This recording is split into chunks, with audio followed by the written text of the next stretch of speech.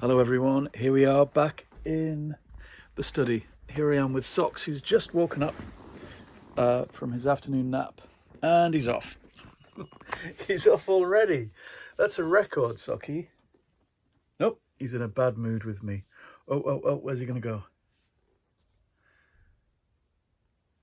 Wait. Come and jump over here. I hope everyone's well. It's a sunny and I don't know, actually. I've not been out.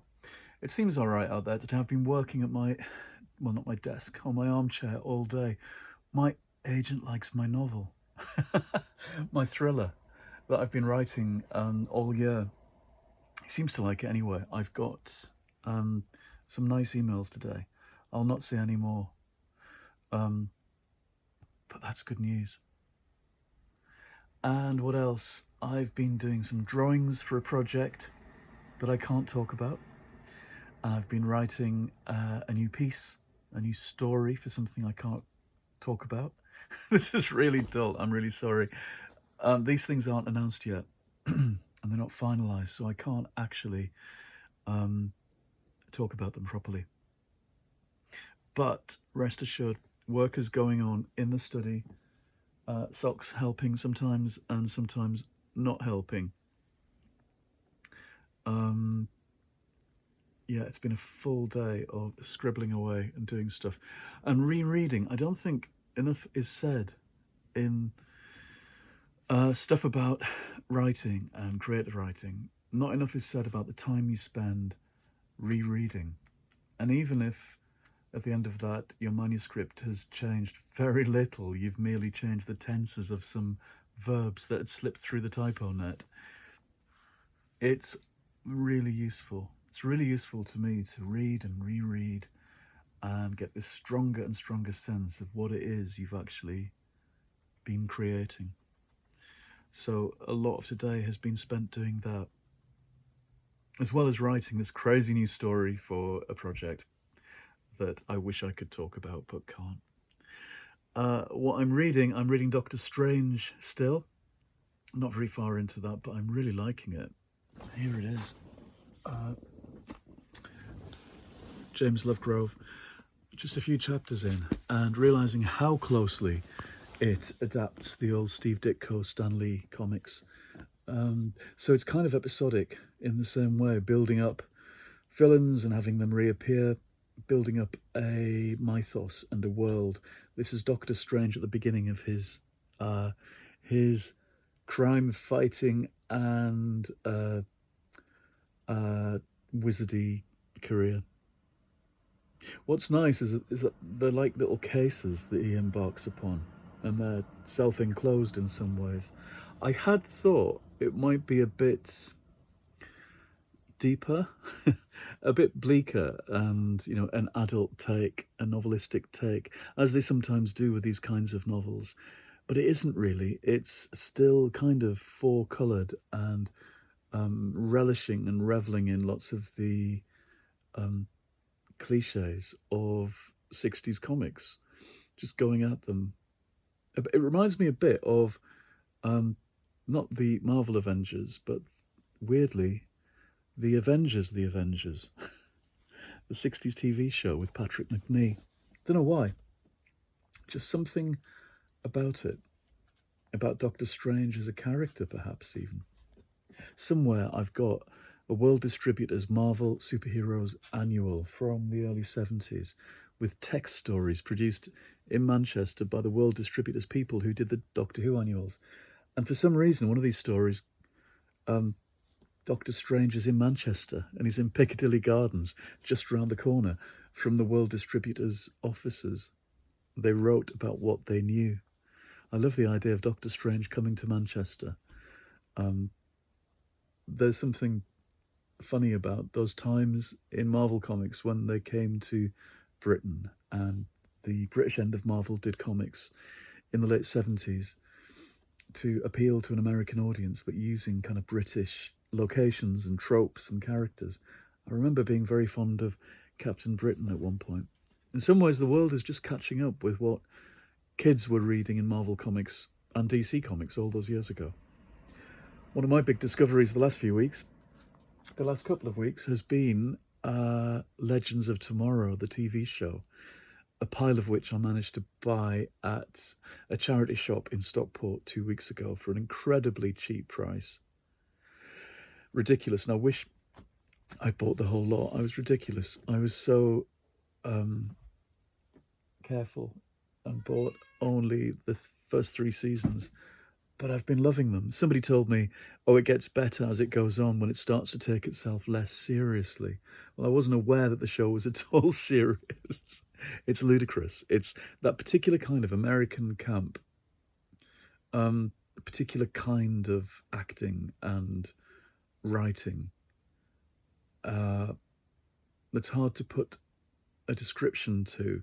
It's a kind of deadpan style where they just go hell for leather for all the comic book cliches and do them, but it's not the kind of British camp of so many things, of Doctor Who, of Blake's Seven. It's a different kind of American camp, and I can't quite put it into words, but I'm liking it. I'm enjoying that. So that's what I'm watching. I'm thinking about the beginnings of term. This kind of September feeling makes me think about new term at school, but also at university. And again, I'm missing starting a new term at university. I've talked before about teaching and lecturing and working in universities all those years, from being a PhD student right through to leaving MMU in 2011. It's a long time since I actually lectured, but I do kind of miss it. I think they ruined universities. I've said that before. Lots of shyster, money-making, building. People who built monuments to themselves, glass towers of dubious design, when really the people who worked in universities knew how best to run their courses. Everyone was jumping through hoops, and there was lots of kind of empire building on sand going on. Lots of fakery and just bollocks going on inside education, and I think it still probably is. Worse now, as universities close and arts departments and humanities departments get squeezed out by the kind of rampant Thatcherism of everything. I blame Thatcher for just about everything, for the ruining of our culture and the thuggishness of everything, the profiteering thuggishness of everything, the idea that every body, every organisation, an institution, is just there to be asset stripped by the very rich is a very poisonous idea, and her lack of respect for the arts and humanities and anybody with any sense or humanity is still felt in the culture. Anyway, I could go on about universities and the spoiling of British culture for a long time. I was thinking about people going to lectures, and I don't know why. Somebody was talking about lecture notes and how you take them, and devices for keeping good notes, and people having apps and all sorts. I do remember at one point, early 2000s, during lectures, all the students would arrive and pop their dictaphones, it's before smartphones, onto the lecturer's podium so they could record every word. And some of them wouldn't even stay for the lecture. They just pick up their recorders at the end. You could take great pleasure in switching them all off at the beginning. I suppose I've got stuff to say about how to listen to lectures or listen to people talking and getting the best out of it, because I did it wrong at first. When I was first at university, I thought you had to write down every word to get the best out of it, which was hard because on Mondays, especially in Lancaster in the late 80s, I think I had 4-hour-long lectures, one after the next. And when it came to the second year, I had even more. we do the 18th century, the 19th century, the early 20th century, and something else, all in one afternoon. And I think I've got books somewhere in which I did try and write down every word and developed all kinds of shorthand, my own personal shorthand for that. Of course, what you learn to do in the end with practice is pick up on key points. I hate that phrase. It's one of those kind of learning phrases. You learn to notate things, and that's important because what you have to do afterwards is reconstruct the shape of the lecture in your head for yourself. You have to learn what the argument of it was. And you can only do that by reducing it to its skeleton and then remembering what the flesh was. That's the biggest skill of all. It doesn't matter what the subject is, what the lecture's about. It's knowing that there's a skeleton to it, a structure to it, because that's the key to being able to create your own arguments and your own essays or lectures or whatever. So there was a lot to learn and lots of it implicit. It wasn't a case of being given bullet points and memorize and digest these. I think that's a lot of the time what people want, but that's not really how learning happens. I think we do it through a weird kind of osmosis and learning to do things for ourselves. I loved listening to lectures. I loved the fact that the first lecture I ever went to at university was by two brilliant women in the English department who announced that our first term would be about evil in the British novel post-Second World War. And they began by describing an Arts Council trip that a whole bunch of writers took to Auschwitz at the end of the Second World War, after the liberation of the camps, and how that stained and influenced literature for the next 50 years. It was amazing. And there's no reason why a first-year course should be like that. Usually they're much more tepid things, kind of reviews of literature, a kind of greatest hits package, the K-Tel version of English literature. This really wasn't. This was telling us, we're going straight for evil and existentialism. And William Golding and Doris Lessing, they set the bar high and expected us to sit up and be interested. And we all raced to the bookshop straight afterwards, across the, out of the lecture hall, across the square to the bookshop. And everything was waiting for us. Piles of Iris Murdoch and Doris Lessing and John Fowles. Looking back, we were so lucky to be enthused by that. I remember brilliant people giving lectures. People like Richard Wilson, where the reams of allusions and references would just fly off him. He'd come dressed up as something, as a fighter pilot. And first person I ever saw use PowerPoint. So we'd have paintings from all kinds of eras projected at the front for a lecture on Shakespeare. I remember Richard Dutton, who gave lectures on drama, and he was quite a large fella. And he kind of ambled down to the front of this lecture theatre, down the steps, sat on the desk and swung his legs for an hour with no notes, no books. He just talked, and he talked about Samuel Beckett and Harold Pinter and their plays and their careers and their secrets and how they worked and how their plays fitted on top of each other, pushing the form further through the years. How every play listened to the ones that came before. And that was true of all literature. And he just told this as a kind of story and unpacked all the secrets. I guess looking back, he must have given the same lecture year in, year out for years and years.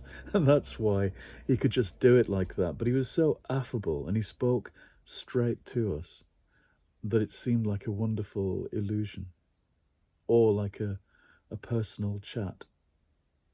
And those are the things I really valued.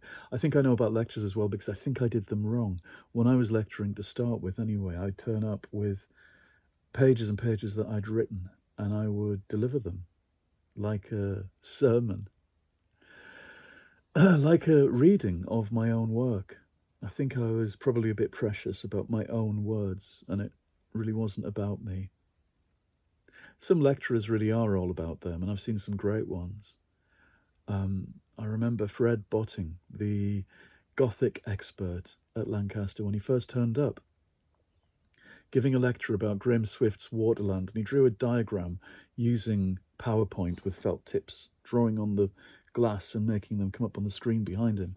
And he drew the plot in felt tips in different colours, as if you could map a plot on the page.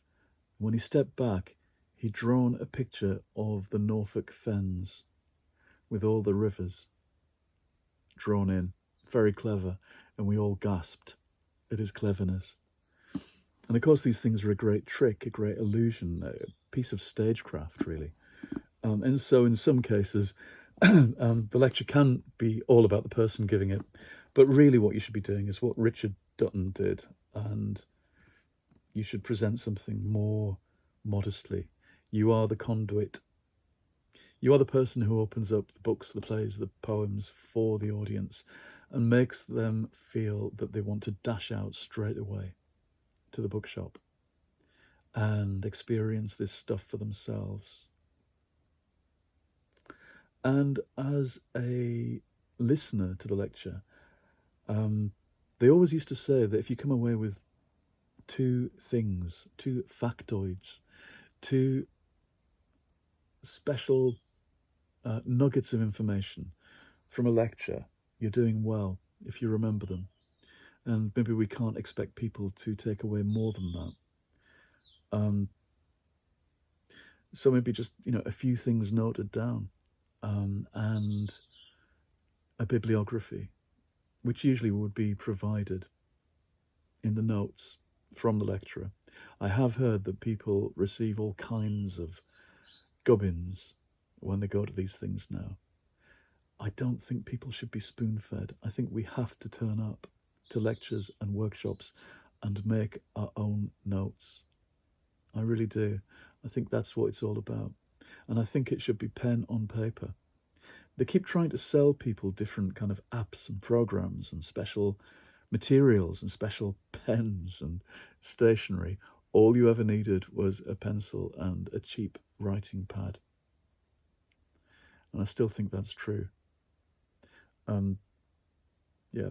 Anyway, that's been a bit of a detour into education, into what I think it's about. They stopped kind of valuing this stuff, and it's weirdly more relevant than ever when you think about COVID, when education had to go on to Zoom and all that stuff, and people were doing things online. Actually, all those lecturing tools would have been of real importance, because the things that you have to do and say to make people listen to you on a podium are just the same things that people use to get you to listen to the telly, to the screen. It's the same stuff. And you sit there as a listener with your notebook somewhere to hand, and you jot down the odd titles that you fancy the sound of. Anyway, I really miss that whole world, and having new books and new students and the most basic stationery and my own office on a campus. It's 2024, which means it's 27 years since I began at UEA when I was 27 years old. And I'd finished my PhD, I'd published my third novel, and there I was in the kind of the place for creative writing. Jeremy was there for me for the first few days, and we were in Alita's office. Alita was the secretary of the whole department, and she would sit there in a poncho behind her desks, looking deeply skeptical about everybody and having all the gossip, and she hooted with laughter at inappropriate things, and she was my friend. She approved of me, which was good, because she didn't approve of everybody. And I remember a student just appearing, an early student. They weren't even meant to be there. And they called across the room for me and called me Dr. Magrs, which was my name. I hardly ever use the doctor bit, and Jeremy laughed because suddenly I was a grown-up in this world. I had responsibilities and I had to know things. I had to know about how the university worked, and you learn very quickly in that kind of role. But I really enjoyed being Dr. Mars. Anyway, that's me rambling on. That began with Doctor Strange and finished with Dr. Mars. Okay, goodbye everyone. I will see you again quite soon. Goodbye.